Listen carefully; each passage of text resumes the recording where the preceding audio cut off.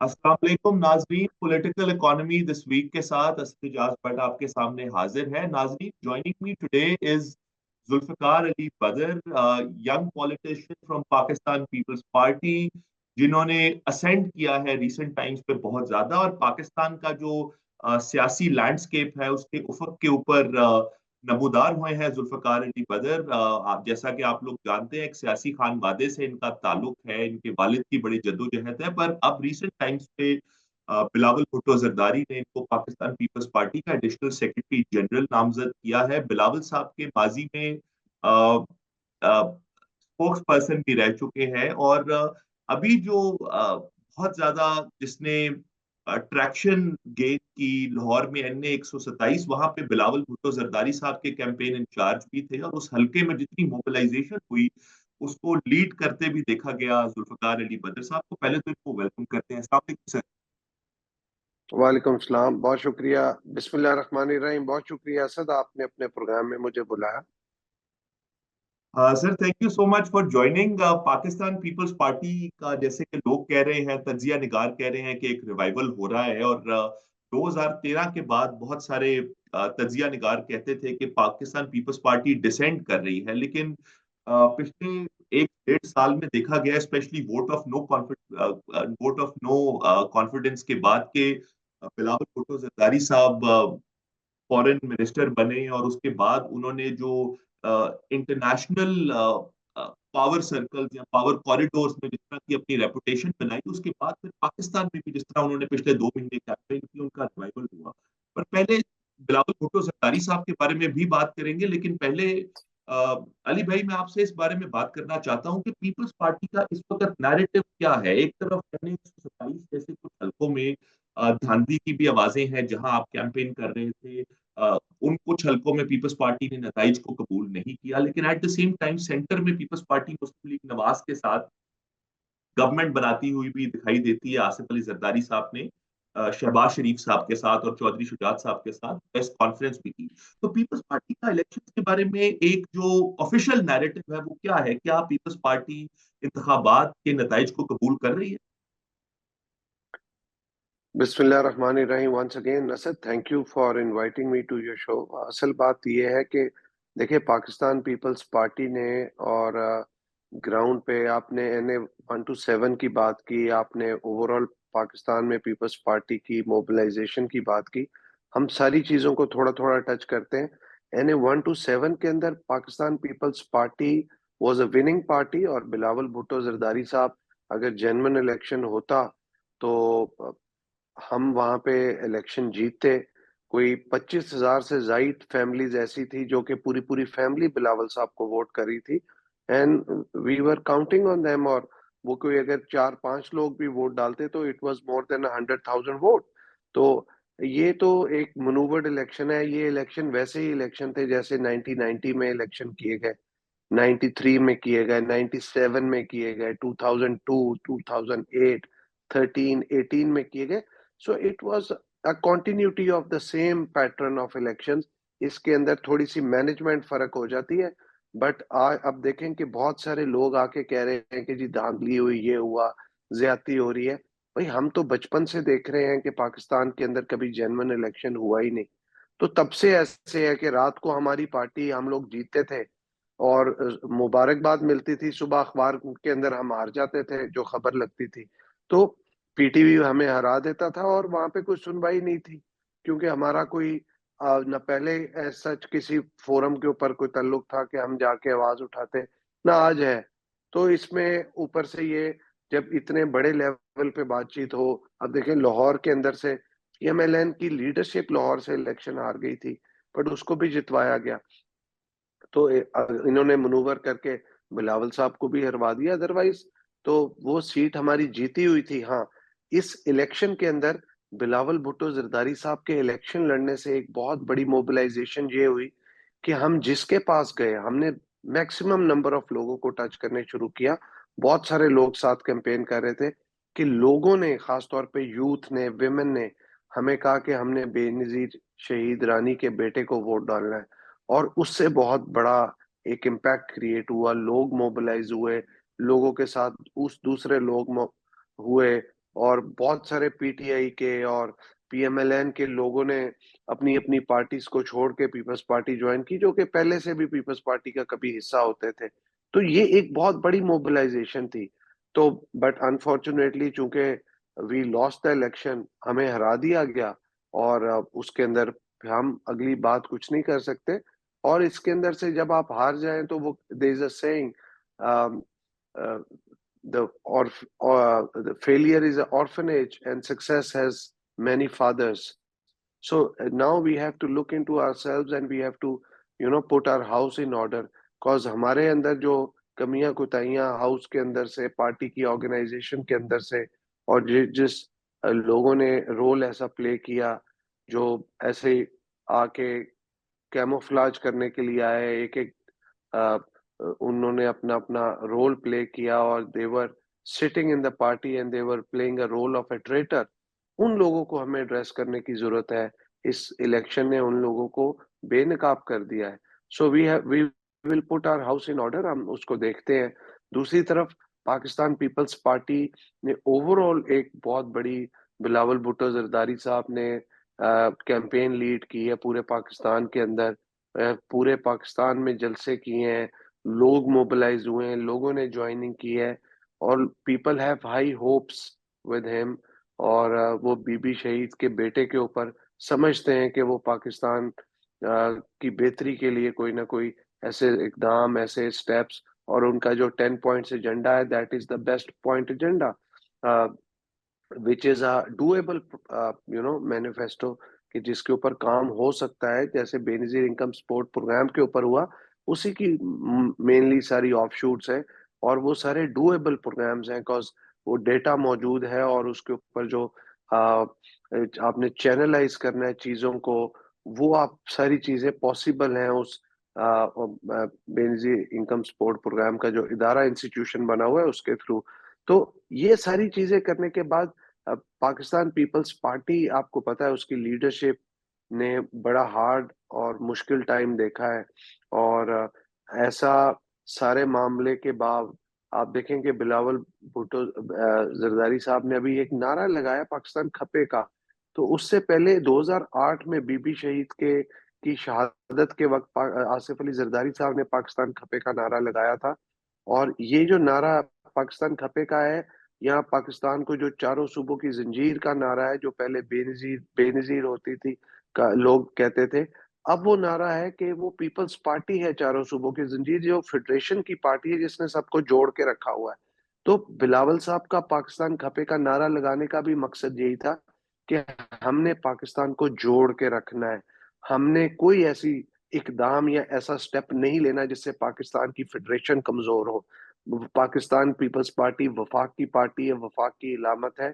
और बिलावल भुट्टो जरदारी साहब, आप देखें कि despite having lot of reservations on the election results, उन्होंने कहा कि हम उस जिद में नहीं जाएंगे, हम पार्लियामेंट के अंदर जाके एक सिस्टम को चलने देंगे, और हम चाहते हैं कि निजाम चले।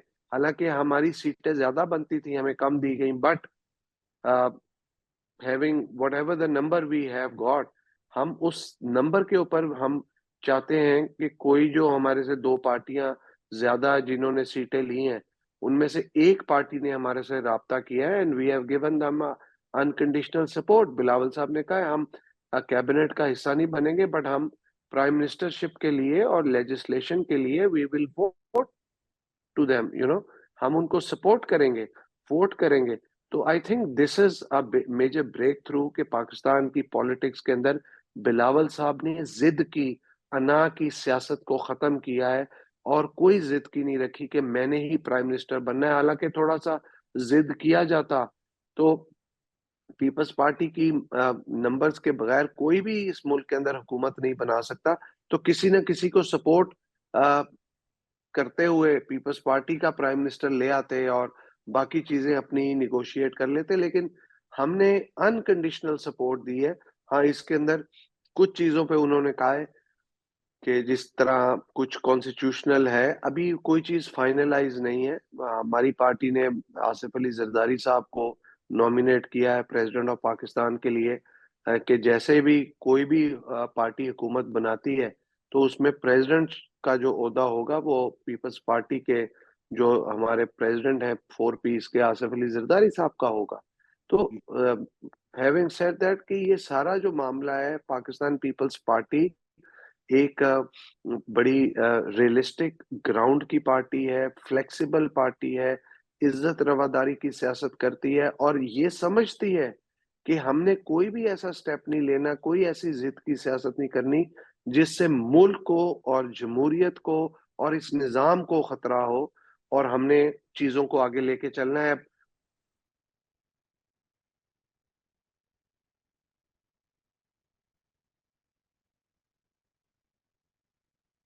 Whatever the numbers are, we have to work on it. Ali भाई, मैं गवर्नमेंट फॉर्मेशन के ऊपर आपसे कुछ टारगेटेड क्वेश्चंस अभी पूछूंगा, लेकिन मेरा एक पहला बुनियादी सवाल, आपने काफी इलेबोरेटली एनए 127 में जो कैंपेन जैसी की गई उसके बारे में बताया, लेकिन मैं चाहूंगा कि आप इस पर थोड़ी सी मजीद रोशनी डालें। जो मुखालिफिन हैं पीपल्स पार्टी के उस हलके में, वो एक इल्जाम ये लगाते हैं, और मैं चाहूंगा कि आप इसके ऊपर भी थोड़ी सी बात करें, कि वो कहा जाता है कि एक ओवर कॉन्फिडेंस था उस इलेक्शन में, जब मुशर्रफ जमशेद चीमा के कागज मंजूर नहीं हुए और असलम गिल साहब ने इलेक्शन लड़ा और 32-33 हजार वोट मिले पाकिस्तान पीपल्स पार्टी को। और मुस्लिम लीग नवाज वालों का ये इल्जाम है कि असलम गिल साहब और फैसल मीर साहब जैसे जो घाक सियासतदान हैं और लाहौर की सदारत भी कर रहे हैं और इन हलकों को समझते भी हैं, उन्होंने शायद पार्टी लीडरशिप को, जिसमें आपको भी अगर शामिल किया जाए क्योंकि आप बिलावल भुट्टो साहब की तर्जुमानी करते हैं, आपको और बिलावल साहब को मिसगाइड किया and you were led into that constituency, जबकि उन्होंने ग्राउंड वर्क उतना ज्यादा सॉलिड उस हल्के में नहीं किया हुआ था। आपको लगता है कि इस चीज का कुछ असर पाया जाता है उस हल्के में, पीपल्स पार्टी को जो कामयाबी नहीं मिली उसमें? देखिए असद, इसके अंदर जो है ना काफी सारी चीजें। पहली चीज तो ये है कि बिलावल साहब का मेरे पास तो आई डोंट नो कि अगर किसी ने मशवरा दिया हो, इट वाज बिलावल साहब का अपना मशवरा है या किसी लोकल लीडर ने दिया हो। Not that I know of anybody exactly कि किसने बिलावल साहब को कहा लाहौर से इलेक्शन लड़ने को। तो बिलावल साहब का अपना डिसीजन है, उन्होंने कहा कि मैंने लड़ना है। It was a bold challenging decision. उनके आने से पार्टी के अंदर मोबिलाइजेशन हुई, लोगों के अंदर मोबिलाइजेशन हुई। बट उसके साथ साथ हमारा जो पार्टी का ऑर्गेनाइजेशनल स्ट्रक्चर है, उसकी भी वीकनेस खुल के सामने आई। कॉज पार्टी ऑर्गेनाइजेशनल स्ट्रक्चर हमारा कोई सेंस, मैंने तो अपने वालिद का इलेक्शन लड़ा था 2002 में, जब when he was in jail. तो जी। उस जमाने से मैंने तो पार्टी ऑर्गेनाइजेशनल स्ट्रक्चर देखा ही नहीं। हमें उस टाइम भी प्रॉब्लम होती थी कि हम लोगों को ढूंढते थे। और हाँ, उससे पहले जब तक बीबी एग्जाइल में नहीं गई थी तो पार्ट लोग थे, बट पार्टी के लोग मौजूद हैं। बट एक डमी ऑर्गेनाइजेशनल स्ट्रक्चर आके बना हुआ था और ये सारी चीजें थी। मैं अगर आपको इन डेप्थ कभी बताऊं कि किस दिन हम इलेक्शन के लिए आए और किस दिन क्या चीज की गई, नोटिफिकेशन किए गए, बाकी चीजें की गई, तो you will amaze to know कि इट वाज जस्ट लाइक कि हमें हमें जो है ना कैमोफ्लाज करने के लिए हमारे साथ lot of people from inside the party they were playing with us. और बट हमें उस टाइम पे समझ नहीं आ रही थी कि क्या है। But with the passage of time कुछ पैरेलल तंजीमें भी बनी हुई थी। फैसल मीर साहब की अपनी थी और गिल साहब का अपना एक ऑर्गेनाइजेशनल स्ट्रक्चर था, जिसकी वजह से दोनों में कॉन्फ्लिक्ट था। और उसकी वजह से ही चेयरमैन ने मुझे कहा कि आप दोनों को डवडेल करें, इकट्ठे मिलाएं, और जो कि हमने किया। बड़ी कोशिश की, मिलाया, ऑर्गेनाइजेशन के साथ सुलह कराई। 15-20 दिन, बल्कि इससे ज्यादा टाइम हम आपस में कैंडिडेट्स की और ऑर्गेनाइजेशंस की ताल्लुकात ही ठीक करते हुए लग गए। और there were lot of people जिनको ये चीज समझ नहीं आ रही थी कि ये इलेक्शन मेरा नहीं है, फैसल मीर का नहीं है, ये किसी और का नहीं है, ये election chairman Pakistan peoples party का है। So they had to understand this thing, but they were denying the fact and they had their own. फिर हमारी पार्टी के लोग बड़े पुराने 40 साल से यहाँ पे बैठे हुए हैं, जिन्होंने कभी पावर नहीं देखी, और वो बस एक सिंसेरिटी के साथ काम कर रहे हैं, बट कैपेसिटी इशू भी आ गया। तो they were lot of internal you know मामलात भी थे, चीजें थी, बट स्टिल हमने जो मोबिलाइजेशन की, जो हमें नए लोग मिले, सारी चीजें मिली, और जो इलेक्शन के लवाजमात होते हैं, चीजें होती हैं, वो we try to issue most of them. और उसके अंदर ह्यूमन, आपको पता है ह्यूमन कैपेसिटी है, गलती कुताई तो इंसानों से होती है, जी सबसे जी। हुई होगी, अ, मेरे से भी हुई होगी कोई ना कोई, लेकिन इसका मतलब ये नहीं है कि we were not focusing on the election और वो सारा मामला, बट हम जिस चीज को समझ रहे थे कि वो हमारा सपोर्टिव होगा, उससे हमें इंटरनली भी थोड़ा सा जो है ना, एक जर्क लगा, और उसकी वजह से भी मामला हुआ। But anyways, winning and losing a part of the game. और एब्सोल्युटली। बिलावल भुट्टो जरदारी साहब को आए salute them. I mean, he is a very brave person. उनको पता था कि पार्टी के क्या हालात हैं, knowing the fact on the ground, still he came down by himself, और उन्होंने कहा I want to come down by myself without any guarantee, without any you know signal। तो उन्होंने आके इलेक्शन लड़ा, और यहाँ पे पार्टी की मोबिलाइजेशन हुई, एक मैसेज गया। तो I think this was a big step, और इससे हमें आगे चलना चाहिए, लोगों को मोबिलाइज करना चाहिए, जो लोग जुड़े हैं उनको हमें अपने पार्टी स्ट्रक्चर में लेके आना चाहिए, इससे पार्टी को फायदा होगा। और नए लोगों को भी अकोमोडेट करना चाहिए, और पुराने लोग जिन्होंने काम किया है उनको भी कहीं ना कहीं जो है फिट करके साथ ऑर्गेनाइजेशनल स्ट्रक्चर में चलाना चाहिए। और जो ट्रेटर्स हैं, उन लोगों को हमें मैसेज देना चाहिए, और देवर फ्यू ट्रेटर्स एज वेल, जिन्होंने हमें अंदर से हमारे साथ रह के हमें हमारे साथ धोखा किया। तो उनको भी मैं समझता हूँ कि पार्टी को उनको भी जो है, they should be set an example. तो दिस इज वेरी इंपॉर्टेंट। अगर ये नहीं करेंगे तो और मजीद ट्रेटर्स कल को आते रहेंगे। अली भाई एक बात बताइएगा कि चेयरमैन बिलावल जो हैं वो क्या पंजाब के नताइज या बिलखसूस लाहौर के या इस एन 127 के जो बाद में नताइज आए, ये तो बात आपकी दुरुस्त है कि जो बाकी जमातें हैं जिसमें लीडरशिप है पीटीआई की या मुस्लिम लीग नवाज की, वो कभी हिम्मत नहीं करते सिंध से इलेक्शन लड़ने का। न शहबाज शरीफ साहब ने 2018 में लड़ा, उनको शिकस्त का सामना करना पड़ा फैसल वागदा से। और उसके बाद इस दफा पीएमएलएन की लीडरशिप पंजाब से बाहर निकली नहीं। नवाज शरीफ साहब ने मानसेरा के एक हल्के से इलेक्शन लड़ा और उनको वहां से शिकस्त का सामना करना पड़ा। तो एक डेफिनेटली जैसे कि आप कह रहे हैं कि ब्रेव मूव तो है, क्योंकि पीपल्स पार्टी का जो टर्फ है सिंध, वहां बाकी जमातों की लीडरशिप आके कभी इंतखाब नहीं लड़ती। लेकिन इसके बरक्स के ये एक ब्रेव मूव था। क्या बिलावल साहब कहीं पंजाब से आप डिसअपॉइंट तो नहीं हो गए, लाहौर से डिसअपॉइंट तो नहीं हो गए, या आने वाले इलेक्शनों में भी हम बिलावल साहब को देखेंगे? आपको उन्होंने कोई मैसेज दिया कि वो खुश हैं इस हल्के की परफॉर्मेंस से? मैं तो ये जाती तौर पे समझता हूँ कि ही शुड बी हैप्पी कि इतनी बड़ी मोबिलाइजेशन हुई है, बहुत बड़ी उनको टीम मिली है। और दूसरी चीज, मैं नोइंग बिलावल साहब, I am sure of the fact कि he is a positive man, and he looks forward for another challenge in Lahore and Punjab. वो जी बैकआउट करने वाले नहीं है, वो बीबी शहीद के बेटे, and he is a brave man. वो ये जो इस तरह की छोटी मोटी इलेक्शन की शिकस्त है जो कि मनूवर करके उनको दी गई है, उससे वो घबराने वाले नहीं है।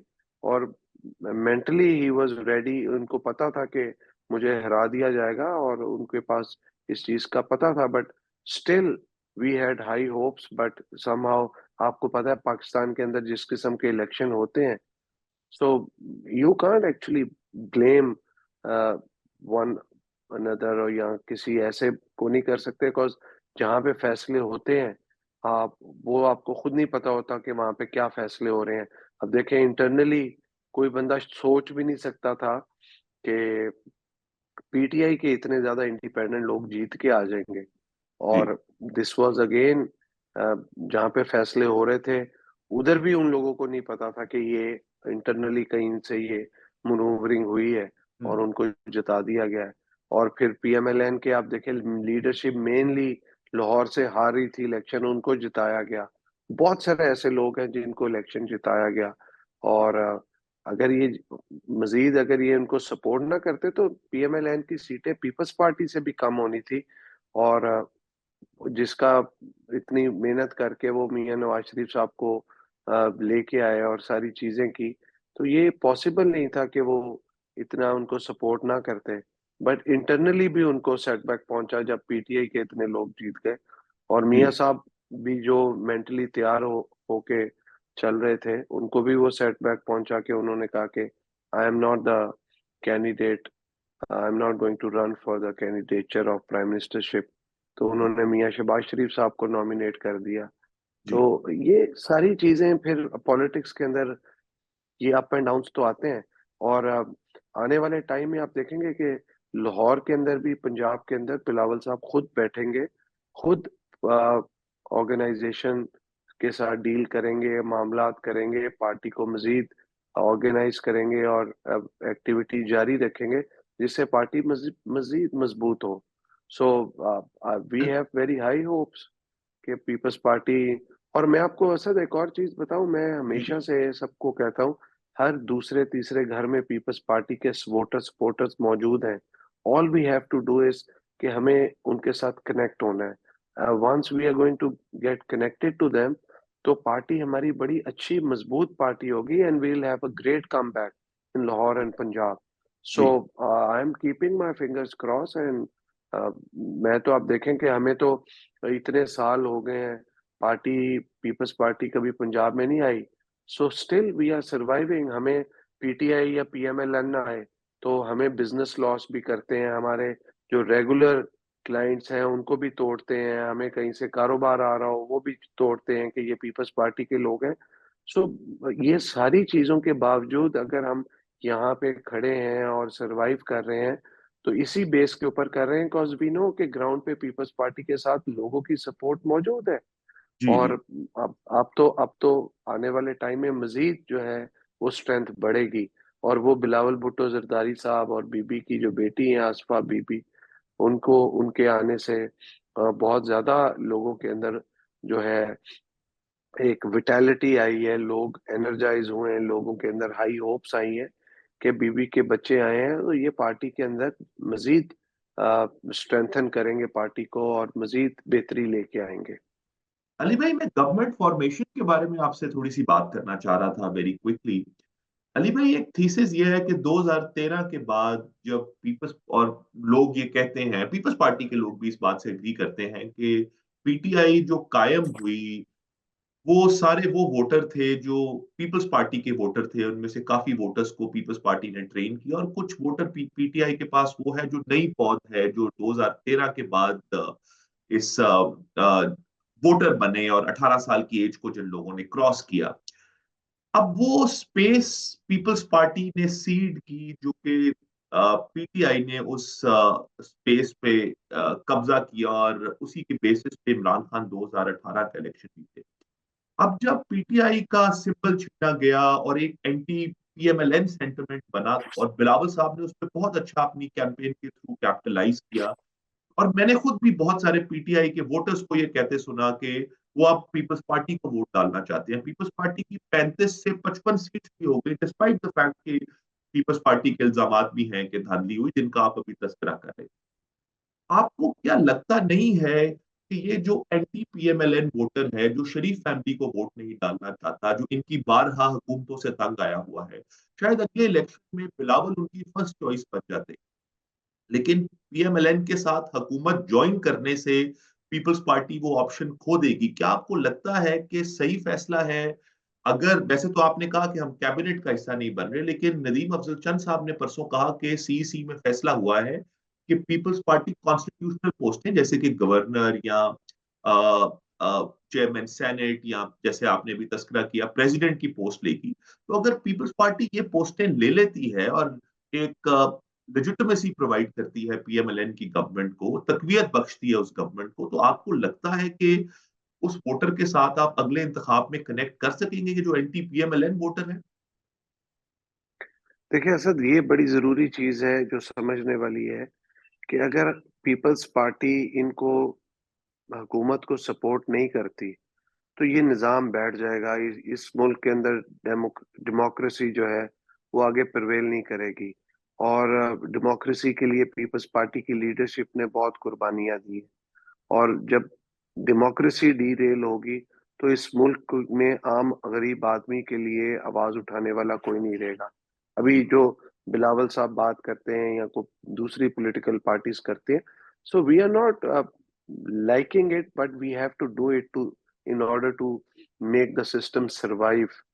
कि हमें हम इसलिए we are not becoming a part of the cabinet, because हम समझते हैं कि एक पार्टी जो कि जिसका प्राइम मिनिस्टर आ रहा है तो वही पार्टी अपने कैबिनेट मेंबर्स लेके आए और परफॉर्म करे, गवर्नेंस को देखे, चैलेंजेस को देखे, इंटरनल एक्सटर्नल चैलेंजेस को देखे, फॉरेन पॉलिसी को देखे, इकोनॉमिक पॉलिसी को देखे, फाइनेंशियल्स जो रेगुलरिटीज हैं, टैक्स नेट है, इन तमाम मामलात को देखें, एग्रीकल्चर के ऊपर बहुत काम हो रहा है उसको देखें, और जितनी पॉलिसीज हैं एजुकेशन की है, हेल्थ की है, उसको देखें। जब पीपल्स पार्टी की लोग आके बैठेंगे तो ना उनकी पॉलिसी आगे चलेगी ना हमारी चलेगी, तो हम दोनों को डैमेज होगा। तो लेट द सिस्टम रन, उनको आना चाहिए। और कॉन्स्टिट्यूशनल जो पोजीशंस हैं वो तो आपको पता है कि वो एक सेरेमोनियल्स होती हैं, they have got no power. तो it's just that to give them, और they wanted to give us some kind of gesture कि जी आपने ये पोजीशंस ले ली हैं ताकि आपको लगे कि आप आइंदा भी हमें सपोर्ट करते रहे। तो that's the way you want to lock the things. Otherwise तो अगर आप, बिलावल साहब तो बिल्कुल भी इंटरेस्टेड नहीं थे कि इस तरह की भी कोई पोजीशन ले। तो अगर कोई आप दूसरी पार्टी की ऑफर पे अगर लगता है कि निजाम को बचाने के लिए, चलाने के लिए, क्योंकि सियासत के अंदर लचक होनी चाहिए, जिद की सियासत होती ही नहीं। जिद करनी होती तो बिलावल साहब जिद करते कि मैं ही प्राइम मिनिस्टर बनूंगा और हमारे नंबरों के बगैर, हमारे वोटों के बगैर कोई भी जो है हुकूमत नहीं बना सकता था। ये तो इलेक्शन से बहुत अरसा पहले बिलावल साहब ने कहा था कि कहीं पे भी कोई हमारे बगैर हुकूमत नहीं बना सकेगा। तो सेंटर इज वेरी इंपॉर्टेंट। तो इस सारी चीज के अंदर बात कहने की ये पॉलिटिकल मेच्योरिटी है जो पाकिस्तान पीपल्स पार्टी रियलाइज करती है निजाम को चलाने के लिए। तो ये हम कर रहे हैं। और पीएमएल-एन का जो आप बात कर रहे हैं, फ्यूचर में आगे जो वोटर है, पाकिस्तान की इमाम बहुत समझदार है, चीजें हैं। हाँ, हमें एक नुकसान हो सकता है जैसे पीछे पीडीएम की गवर्नमेंट में बैठने से हुआ कि अगर हम कैबिनेट का हिस्सा बने और डिसीजन मेकिंग के अंदर गए तो फिर आइंदा शायद जो एंटी पीएमएलएन वोटर है वो हमें वोट ना करे। बट अगर हम कैबिनेट का हिस्सा नहीं बनते और हम उनकी अच्छी चीज को अच्छा और बुरे को बुरा कहेंगे और अवाम के हक में आवाज उठाते रहेंगे, जो कि बिलावल साहब ने करना है, तो मैं समझता हूँ कि हमारी जो अवाम है वो बहुत शऊर रखती है और आइंदा आने वाले टाइम में 5 सालों में नया बहुत सारा वोटर भी आएगा। और जो 2013 में वोटर बने थे जिन्होंने वोट डाला, तो उस टाइम पे से लेके आप कोई ऑलमोस्ट समझ लें कि 15-16 साल के बाद जो वो लोग होंगे, सो दे विल रियलाइज के पाकिस्तान के अंदर जो पॉलिटिकल पार्टीज की मिच्योरिटी है और पाकिस्तान के बेहतरी के लिए काम करने वाली कौन सी लीडरशिप है, कौन सी पार्टी है। So they all will realise. हाँ, जब बात पीटीआई की है, बहुत सारे लोग इसलिए गए बिकॉज पीपल्स पार्टी को जब अपना हुकूमत चलाने के लिए, जब उस टाइम पे पीएमएल क्यू के साथ और फिर पहले पीएमएल एन के साथ जो हमने इकट्ठा किया और फिर इकट्ठे हुकूमत चलाई, उससे पीपल्स पार्टी को एक डैमेज हुआ था, नुकसान हुआ था। बट चूंकि निज़ाम को चलाना था तो उस निज़ाम को चलाने में 5 साल पूरे करने में उनकी सपोर्ट की जरूरत थी। और ग्राउंड पे हम उस तरीके से लोगों को जो है उस तरीके से एजुकेट या फैसिलिटेट नहीं कर सके। उसका हमें लॉस हुआ 2013 में भी, 18 में भी। और 13 और 18 के इलेक्शंस का आपको पता ही है कि पीपल्स पार्टी की कैंपेन तो उस तरह हो नहीं सकी। तो इस वजह से बात सिर्फ यही है कि आइंदा इलेक्शन में जिस तरह बिलावल साहब पहले बात करते रहे लेवल प्लेइंग फील्ड की, कि तमाम पॉलिटिकल पार्टीज को कैंपेन करने की इजाजत दो, एटलीस्ट सियासत तो करने दें। और एक फ्री फेयर ट्रांसपेरेंट इलेक्शन का रिजल्ट इस मुल्क में जरूरी है, जो अभी तक तो देखने में नहीं आया। आइंदा इलेक्शन में अगर आया तो मैं समझता हूँ इस मुल्क के हालात और चीजें बेहतर हो जाएंगी। बिकॉज जब आप क्लियर मैंडेट किसी के पास ना हो तो फिर प्रॉपर गवर्नमेंट फॉर्मेशन भी नहीं होती, और डिसीजन मेकिंग और फिर पॉलिसी मेकिंग भी प्रॉपर नहीं होती। उससे फिर बहुत सारी चीजें जो है वो ट्रस्ट डेफिसिट भी रहता है, और पॉलिसी इम्प्लीमेंटेशन डेफिसिट भी रहता है। तो उस चीज को करने के लिए ये जरूरी है कि अवाम के पास जाएं, तमाम पॉलिटिकल पार्टीज अपना अपना मैनिफेस्टो लेके जाएं और काम करें। अगर कोई अपोजिशन में बैठा है वो आइंदा हुकूमत में आने के लिए, आइंदा इलेक्शन के लिए अपना प्लान बताए, अवाम के साथ कनेक्टिविटी रखे। और मैं समझता हूँ पीपल्स पार्टी के लिए जरूरी है, और जो बिलावल साहब का डिसीजन है उससे लोगों ने बहुत अप्रिशिएट किया है। और आइंदा लोग इसी यही चाहते हैं कि पीपल्स पार्टी जब भी आए फुल फ्लैज अपनी मेजोरिटी के साथ हुकूमत में आए, ताकि लोगों के लिए कोई बेहतरी ला सके। अली भाई, मैं आखिरी सवाल पूछूंगा, हमारे शो का वक्त भी खत्म होने वाला है, हम इख्तिताम की जानिब गामजन हैं। आखिरी सवाल अली भाई मेरा ये है कि मैं एक मफरूजा आपके सामने पेश करता हूँ कि हुकूमत बन जाती है, शहबाज शरीफ साहब वजीर आजम बनते हैं, मरियम नवाज को उन्होंने नॉमिनेट किया सीएम के लिए, पंजाब में पीपल्स पार्टी का गवर्नर आता है और फेडरल में प्रेसिडेंट पीपल्स पार्टी का आता है, और इमेजिन करते हैं कि जरदारी साहब प्रेसिडेंट बन जाते हैं। तो शहबाज शरीफ साहब पीडीएम के दौर में भी जितनी मफामत की सियासत करते रहे हैं और सर्टन क्वार्टर्स की डायरेक्शन पे चलते रहे और उनकी खुशामद भी करते रहे, तो शहबाज शरीफ साहब तो शायद पीपल्स पार्टी के लिए या जरदारी साहब के लिए इतनी प्रॉब्लम फेडरल में ना क्रिएट करें। पर नवाज शरीफ साहब के सिस्टम से बाहर जाने से मरियम नवाज की वो कंटेंटमेंट नहीं है सिस्टम के साथ, क्योंकि उनके वालिद वजीर आजम नहीं बने, उनको 2/3 जो वो मेजोरिटी एक्सपेक्ट करते थे वो नहीं बनी। पीपल्स पार्टी का अगर कोई जाला पंजाब में गवर्नर बनता है, तो क्या कोई सलमान तासीर वाली सिचुएशन पंजाब में तो नहीं बन जाएगी, क्योंकि वो भी एक पूरे सिस्टम को डीरेल कर सकती है, और पंजाब के वो जो करंट्स होंगे उसकी वजह से फेडरल में भी जो अलायंस है वो भी डिस्टर्ब हो सकता है। तो आपको लगता है कि कोई सलमान तासीर टाइप सिचुएशन पंजाब में बन जाएगी, गिवन कि Maryam is very very aggressive, more aggressive than Shahbaz Sharif? देखिए, सलमान तसीर साहब को तो जनरल मुशर्रफ ने लगाया था गवर्नर, जी और फिर उनकी कंटिन्यूटी हुई थी पीपल्स पार्टी के दौर में। जी जी। और उनका कोई पीएमएलएन के साथ थोड़ा सा अ, जाती तौर पे भी कोई पर्सनल वो थी, कि जिसकी वजह से उनका आपस में 751 चलती रहती थी। ये जी जी। हमारी आपको पता है लीगल टर्मिनोलॉजी है। हाँ, जी जी, तो सत्य भैया। हाँ जी। तो अ, ये सारा मामला ये डिपेंड करता है कि ये सारे सिनेरियो में जो आपने पोर्ट्रे किया है, इसमें पंजाब का गवर्नर कौन आएगा। और ऐसा गवर्नर जो कि पहले किसी पोजीशन पे रह के गया है, या हुकूमती या पार्टी, और वो पार्टी की ऑर्गेनाइजेशन में नहीं रोल प्ले कर सका, और अभी ऐसा कोई बंदा आया है जिसने पार्टी को सपोर्ट करना है, उसमें पार्टी का कोई बंदा ऐसा होना चाहिए जो पार्टी की ऑर्गेनाइजेशन पे काम करे, और गवर्नर उसको सपोर्ट करे। बिकॉज गवर्नर खुद पार्टी को ऑर्गेनाइज नहीं कर सकता, जी बिकॉज वो एक कॉन्स्टिट्यूशनल पोजीशन है। सो जी we have to keep this thing in our mind. बाकी ये कि गवर्नर का रोल तो एक कॉन्स्टिट्यूशनल रोल है, और उसको एक वर्किंग प्रोफेशनल वर्किंग रिलेशन के साथ जो है वो चीजें चलानी है, चाहे कोई भी चीफ मिनिस्टर हो पंजाब का। हाँ, मरियम नवाज के लिए मैं समझता हूँ चैलेंजेस हैं, बिकॉज उनकी पहली दफा है, और प्रायर एक्सपीरियंस कोई नहीं है, और अ, उनके लिए जितने बड़ा सूबा है, जितने बड़े चैलेंजेस हैं। सो लेट्स सी कि क्या, हाउ डज शी परफॉर्म। तो बिकॉज पहले नहीं कह सकते कि वो अच्छा करेंगी या बुरा करेंगी।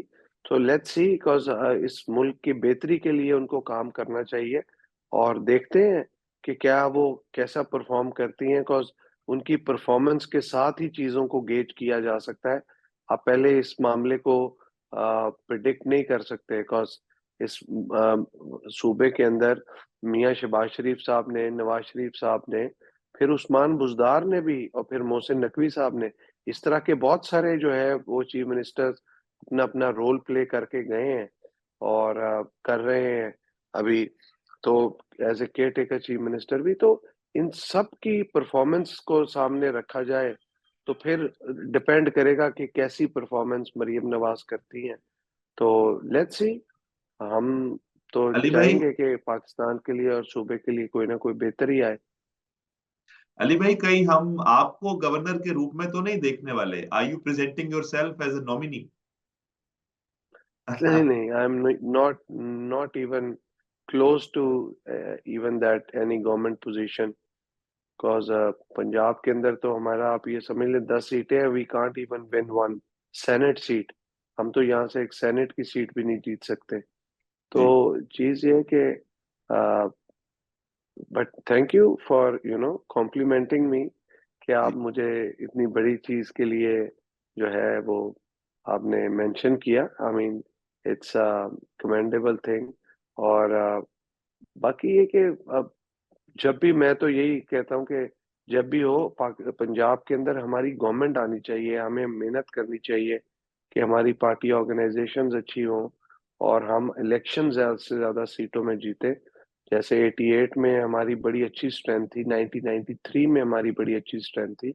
तो उस तरीके से अगर हमने काम किया और मेहनत की हो पार्टी ऑर्गेनाइजेशन के साथ, हमारे एमपीएस का अच्छा नंबर हो, तो आई थिंक फिर we once we get a chance to be in Punjab government, I think we'll be able to do lot of things which will be better for the people of Punjab and for Pakistan People's Party, कि हम बेहतर perform कर सकेंगे और आइंदा भी उस चीज को कैरी फॉरवर्ड कर सकेंगे, सस्टेन कर सकेंगे। अली भाई, हमारे शो का वक्त इख्तिताम पजीर होता है। बहुत शुक्रिया आपके जुड़ने का। Thank you so much for taking the time. नाजरीन, असद इजाज बट को नया दौर टीवी पर इजाजत दीजिए।